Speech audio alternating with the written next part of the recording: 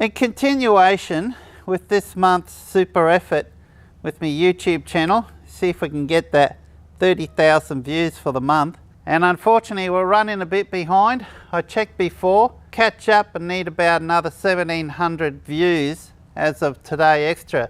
But hey, I mean, if we get 30,000, that'll be a bonus. It'll be excellent. But at this rate, looks like we'll be at least 25,000 views for the month, as long as I keep these videos going. So, and that's what today's video is. So I didn't put one out yesterday. I've been pretty busy of late. I've gone out shopping this morning, getting some grocery shopping. So I've had a nice meal, awesome meal. So just after lunch, nice cool day. Not cold enough to put long trousers on yet though. When you see me wearing long trousers, guys, you know it's cold. It's got to be pretty cold before I'm going to wear long trousers, because I love wearing these shorts. So I thought I was going to talk about the 12 volt system again. See, I've been doing quite a few videos on it of late. In particular, my experience with the lithium battery after owning it now for, I don't know, a week or so. What is it? Today's Monday. It arrived Wednesday. I installed it Wednesday. So it's, what's that? Thursday, Friday, Saturday, Sunday, Monday. 5 days. So it's been in my vehicle for 5 days now. So I've been testing it for 5 days. I've been going out, pretending I'm camping, going out for lunch, using me travel buddy. You can see me travel buddy to cook up some pies, etc., or whatever I've got in the freezer. See how my solar panels are working. See if my AC charger is working. Check my MPPT solar regulator. Check the settings for the Victron BMV712 smart battery monitor to make sure it's working fine. Because as you remember, one of the earlier videos that I'd done when I first set that up on AGM, I had some issues getting the perimeters set up just right. I set it up for what I thought was working really fine with the AC charger, etc., and with the DC-DC charger. But then I set the solar panel up, and what happened when the solar panel was in shade, it jumped straight up to 100% state of charge. Now you might remember that I never had that problem with the EnerDrive. Guys, that EnerDrive, I set it up about 4 years ago, we're close to 5 years now. I don't think I ever touched it. I don't think I ever synced it. I might have once or twice. So it's amazing.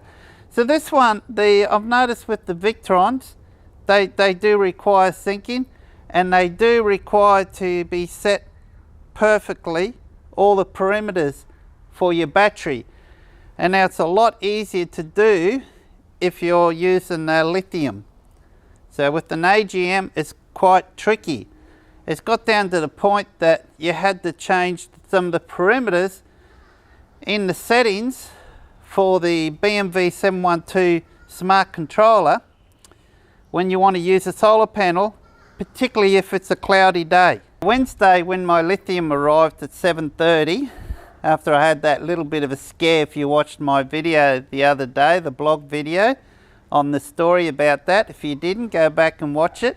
Eventually it arrived at 7:30 a.m. in the morning, and I set it up, and I had it set up within 2 hours operational. The hardest part of the whole thing, was getting that Kickass AGM battery out of my battery box, because it weighs somewhat around about 33 kilos.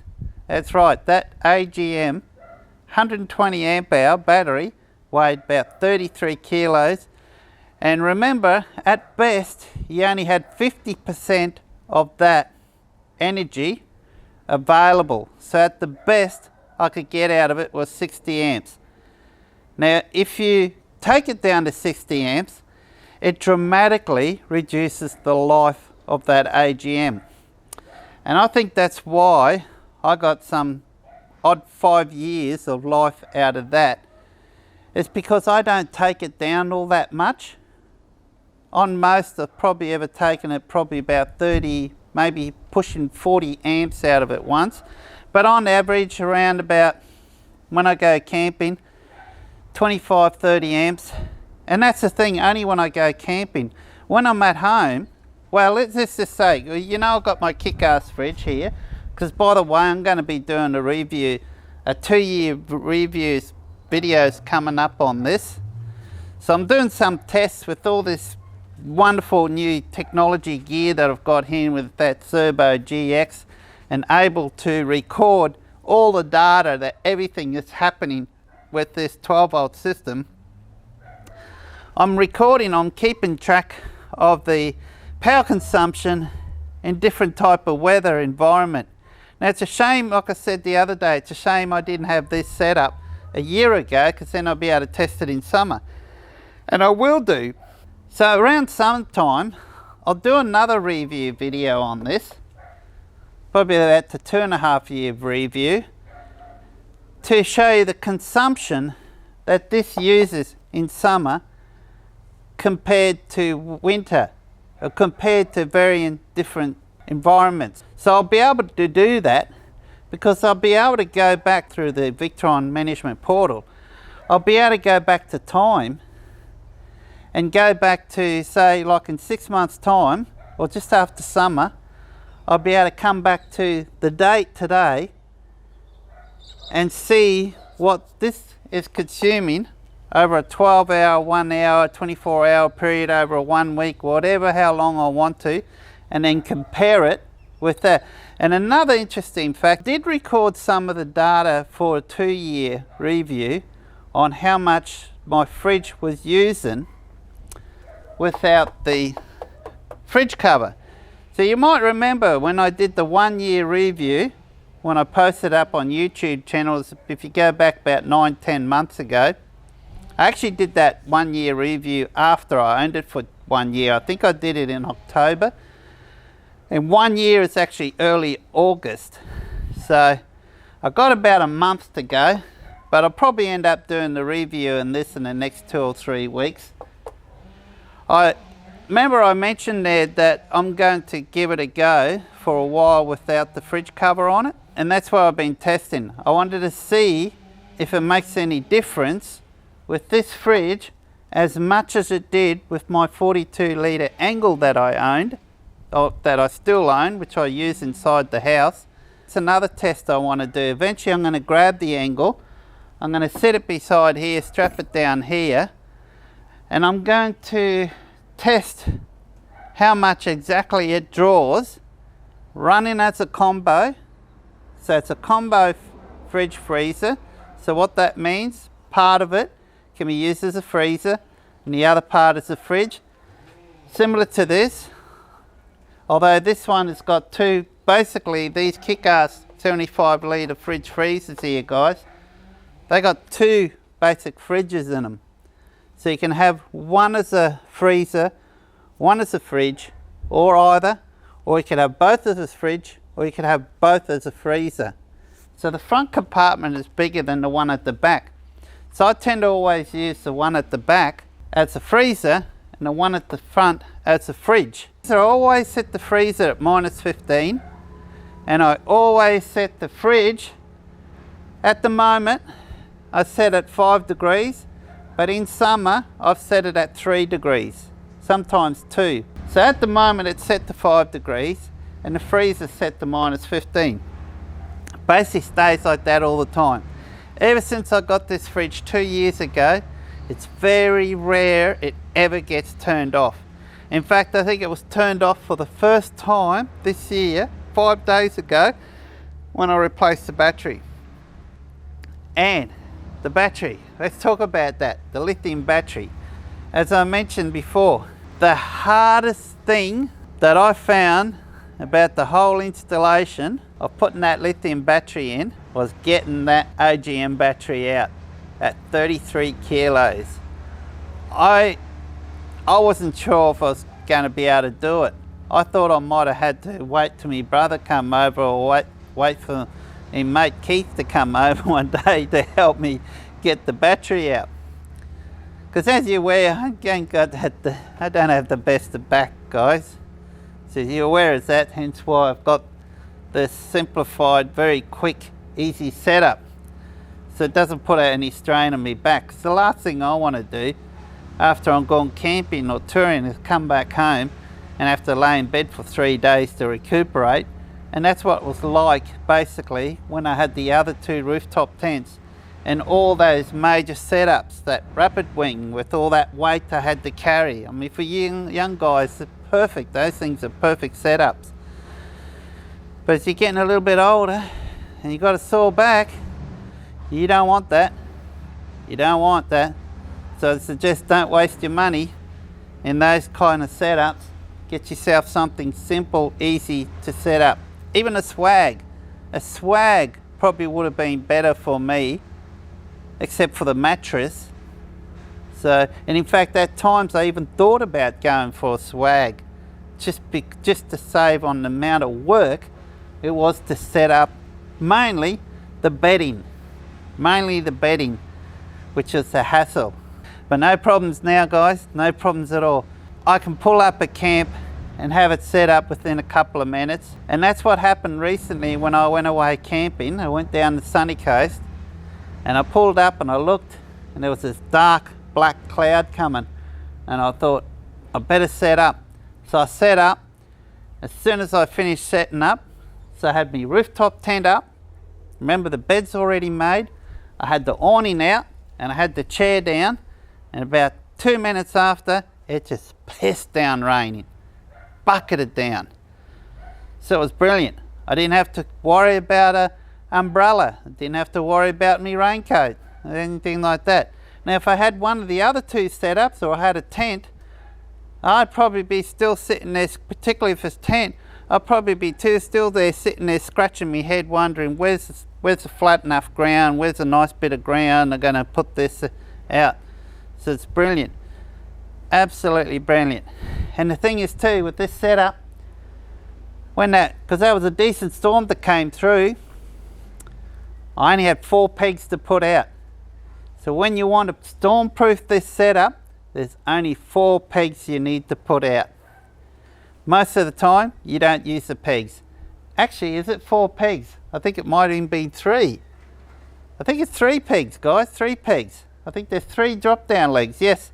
The 4th arm that goes around here, you probably can't see it now. You probably would up, just up there. That's a unique feature with the Tough Touring brackets. Okay, that's another thing, those Tough Touring brackets, they're really worthwhile checking, guys. I think they're the best mounting system. Now don't think these Tough Touring brackets are only designed for my setup, for the bundle top. They make these awning brackets to fit just about any type of roof rack systems you got out there. Whether you're just using bars, whether you're using a flat roof rack, whether you're using a tradesman roof rack, etc. So go on their website and check it out, guys. And as I mentioned in some of the videos before, the mounting system is very important, particularly when you got these freestanding awnings. You need a solid mounting system, okay? Of course, I've got a solid mounting system on this here. It's mounted to my bundle top. So it's an excellent setup. It's mounted to the bundle top. And it's got this unique feature with that hook there. You just swing it around, so it's always tensioned perfectly. So you don't have to use a strap with a buckle and then hook it onto out the front there. Don't need to do that. It just hooks over onto that and it sits there solid. So that makes it very strong and sturdy, and that also eliminates one of the drop down poles that you don't need to use. So there's only 3 pegs at the most. To get this under storm conditions, there's only 3 pegs I need to put out. When I had my Oz tent, and then I had the rapid wing awning, I think I'm something like 20 pegs. By the time you put the pegs in the ground, you're absolutely stuffed most of the times. It's just crazy. So that's the beauty with this setup. So let's go back to the OGM battery. So what happens, I've actually managed to end up pulling it out myself, So what I did is I got the front seat, passenger seat, folded it down, moved it forward. I got on the back seat and I managed to put my knees on the back seat and kept me back straight, and I just used my upper body strength because I'm pretty strong. I've got fairly strong shoulders and arms, and I was able just to lift it up like that without bending me back. And then once I got it up, I moved over, I put on the back chair, and then I was able, that was probably a hard part, actually getting off the back chair onto the ground. So I just got off the back chair and immediately got it, then bent down, got on the ground. So thank God I didn't. I had a very slight sore back the next day, very minor. So, but I covered within the couple of days. I was fine. So then I just used the trolley and wheeled it, and it's just sitting on the floor here. So I'm not sure what I'm going to do with it yet. Maybe I should sell it or give it away to someone. I don't know. There's no point just letting it sit here all the time. So I might as well do something with it. How much life is left on it, I've got no idea. There may not be much life. I wouldn't imagine there'd be too much life left on it, because it's had a fair bit of use, but I did look after it a lot. And that's the thing. One of the things, well, I looked after it so well, because when I've gone camping, I've always been very vigilant. It's something that's always on the back of my mind. And thank God having a lithium is something I never have to worry about this now. Always on the back of my mind. Oh, that battery, I've got to charge. I've got to keep charging that battery. I've got to get charging that battery, you know. I go to my sister's place. I'm going to have like a freaking 15-metre long electricity lead so I can reach their power point in the garage, so I can connect to my AC charger at times. Or I've got to put a solar panel out, and then I'm worried about some bugger will come up and pinch it. Because to be frank, you're in Gold Coast, guys. It's not like where I am here. I mean, even here, I mean, theft is pretty bad here too, guys. Guys, there's this dog is constantly barking at the back there. I hope it's not annoying you. I hope it's not picking it up through the camera. I don't know what's wrong with it. Just bark all day long. It's just woof, woof, woof. Unbelievable. Just won't shut up. I lost my train of thought, actually. It's just so annoying that, but that dog is just barking all day long. It's just get to me. Because I was actually stayed up a bit late last night watching the tennis. I didn't watch the whole lot, but I saw Djokovic won. But I got up early this morning around 4 to watch the European Championship League, the soccer league champion. Because England was playing Italy in England, and Italy won. So thank goodness, yay, Italy won. It's so great to see Italy win, because my background is Italian. My parents are from Italy, although I've been born here in Bundaberg. So let's get back to the battery, the lithium battery now. So once I got that battery out, it was brilliant. I went and grabbed the lithium. Honey guys, I just went like this, picked it up. So guys, I've saved over 20 kilos, probably about 22, 23 kilos of weight in this vehicle. And not only that, I've got access to what, 105 amps? And not only that, unlike the AGM battery, if you take it down to 50%, half its charge, from what I'm reading, it drops it down to 300-400 cycles, which is not much. And that's why I never ever took it down to 50%, never. This one here, even if you take it down to 100%, 105 amps, it's something like 2,000 plus cycles. And if you take it down to 50%, it's about 5,000. And if you take it down 80%, like it's 80% of capacity still left in the battery is what I mean by that, it's something like 8,000 plus cycles. So guys, so what I've been doing is I haven't been connecting the AC charger onto my battery system when it's stored in the garage here.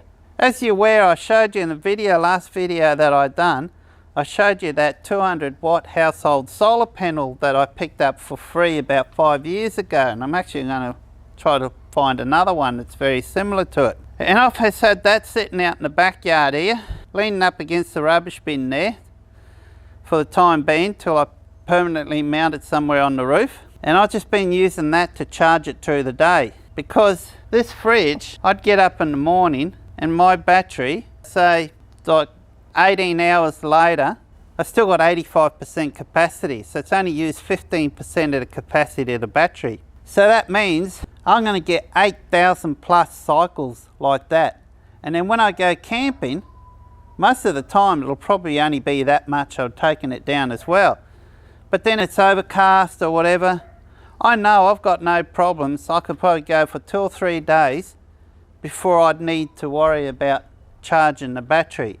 And as you're aware, I've got the DC-DC charger in there. So when I go out for a drive somewhere, that's going to keep it topped up as well.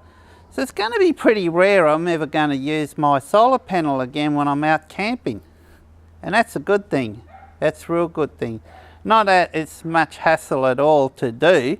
I'm still going to always carry the solar panel with me because it's might as well. The thing only weighs 8 kilos and it's sitting right here.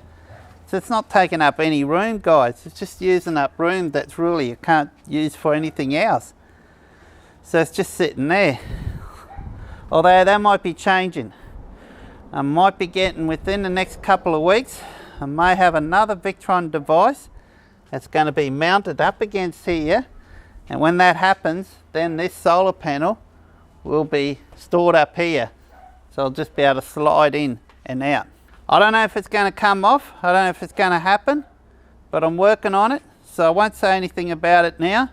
But if it happens, I'll mention about it in one of the blogs coming up soon when it's confirmed. Should be quite an exciting setup for me, actually, if I get that. Now, it's not that I'm going to get it for free, guys. I still got to pay for it. But it all depends on that global link. I'm trying to get a refund or store credit off that. And if I get that, then the money, what I paid for that, is going to go back into this other device. If I don't, and in fact, it's interesting, it's been down at the tech department since Wednesday last week and I haven't heard anything back yet. So I might actually give them till tomorrow morning. If I don't hear from them by then, I might shoot them off a quick email in the morning to find out what's going on with that.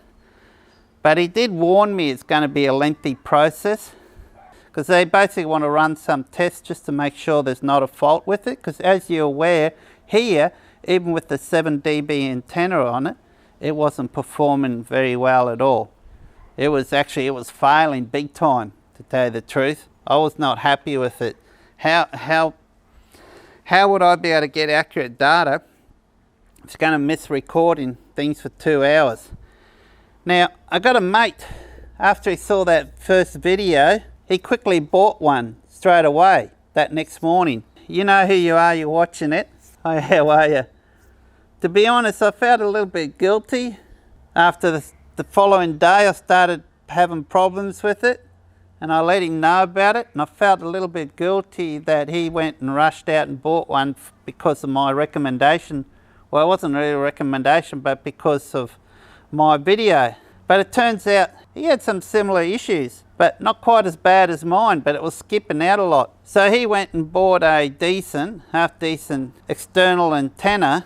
I spoke to him yesterday and he says it's been working flawlessly. It's been uploading every 15 minutes. But the interesting thing is, the antenna he's used, and I think it was something like 3 or 5 dBs. And then I went and bought a 7 dB, so you think that would work fine. And the thing is that the feature of the global link, you can actually go into the settings and it actually tells you what the signal strength is, the RF rating or whatever. And in the book that you get with it, it gives you a gauge on the signal strength. But when I had the 7 dB antenna on there, it was in that range where it shouldn't have missed, and it was still missing. So either there was something wrong with it, or with me mate, he knows a bit about electronics. He's very experienced with these RF signals and antennas and so on. We worked out that we think it might be the limited bandwidth that's available through the Telstra network compared to some the more popular areas, why it wasn't working so well. It only works on 4G, the global link. It only works on 4G. It won't pick up 3G, and from as far as what I can understand, what he told me, is it doesn't pick up all the bands, all the frequencies on the 4G. It only picks up some. And I think those bands was lacking in here. And I think you'll find that when you go in a remote camping area, more areas, you know, where you might have signal with your phone, there's a high probability you're probably going to have issues of picking up with it connecting to the server. So for me, it was just not. And there's no way, guys, I would have known about that unless I tried it. So it wasn't suitable for me. So I did send him an email and explained all that to him just over a week ago, but I haven't received a response since. And I know, according to the tracking, they had it delivered to their door at 1:30 p.m. last Wednesday. They did say they're going to run through some tests to see if they duplicate the issues that I've had here. And if they did, then it should be a good grounds for me to get a refund on it. To tell you the truth, I had it and it was nearly a week before I installed it on the vehicle. Because at the time I was down the Gold Coast. And I'm kicking myself I didn't install it while I was down there. But then if I did, if the issue is the frequency, the limited lack of frequency range, even on the 4G network, that we think could be the problem in this area, hence why it wasn't working too well with the 7 dB antenna. So it might have worked fine down the Gold Coast, and then I would have came back home and had the same issue. And when I ordered it, I wasn't aware of the Serbo GX. I didn't even know it existed. And man, that thing is just amazing. I'm so happy with it. Like my DC hub, like my Lithium. Guys, slowly, bit by bit, I'm starting to get an awesome setup here, I reckon. There's not that too much more that I need to modify on this, to be honest. It's starting to get a really good setup here. But I will find ways to improve. It's just me, you know me. I will find ways, and to be honest, I need items so I can do these YouTube videos, particularly if you support me this month, and we'll have a cracking good month. And next month we're going to continue on. I don't know whether I'll have a video up almost on a daily basis, but there'll be a minimum at least 1 or 2 videos per month. That's the goal. I like to eventually have it so I could have 1, 2, maybe 3 videos at the most. Because being honest, guys, this is a lot of work. This is fine. I enjoy this part. This is becoming natural for me. I'm used to being in front of the camera. I just grabbed the camera and I just plonked it there on my tripod, thinking, what will we talk about today? Oh, let's talk about the lithium battery. And I thought that's all I was going to talk about. I was going to do like a 5-10 minute video on the lithium battery, but you can see how much I'm just going from one item to another and so on. So it's like a blog video. I was going to call this just an update on the 5-day update on the lithium battery. But let's just make this an overall blog video like some of the others. Because you guys seem to like that. They seem to be getting some good views on the blog videos, so I thought might as well continue it. But there's a lot of job in editing. Because as you're aware, I'm filming 4K. I try to get the best quality out there as I can for you guys. So I've got a good camera, so I might as well get the best out of it. So it looks really good on a 4K. I've got a 4K TV, so I know when I watch a YouTube, watch myself on the YouTube occasionally, it looks awesome on my 4K TV. So that's why everything is just uploading to 4K. The only time it may not be uploading 4K is if I'm out on the road somewhere and I want to do a live feed. The battery's working really great. I'll do a review on it one day after I've owned it for a little while and go through some of the figures, the consumptions, because as you know, this Serbo GX, I actually installed it while I had the AGM. So I'll be able to go back and compare the figures, charge rates, etc. Particularly when it gets to like 90%, 95%, I'll be able to show you, you know, this lithium was charging at this rate right through the end. The last 10% only took this long with this solar panel, and with the same solar panel with the AGM, it took this long. I've got access to all that data. So I'll do a video like that one day soon, and just on that sub. I don't have anything planned. I just put on the camera, I just stand in front of the camera and just talk about whatever comes to my mind, basically. So this is not pre-planned. All I was going to do is come here and just talk about the lithium battery only. But I've got so many things to talk about. I like to share with you guys. So before it gets too long and I end up spending the rest of the half the night editing this to get it up on YouTube, and I want to try to get it up to YouTube early enough for you tonight, so I'm going to have to get on this and edit it straight away.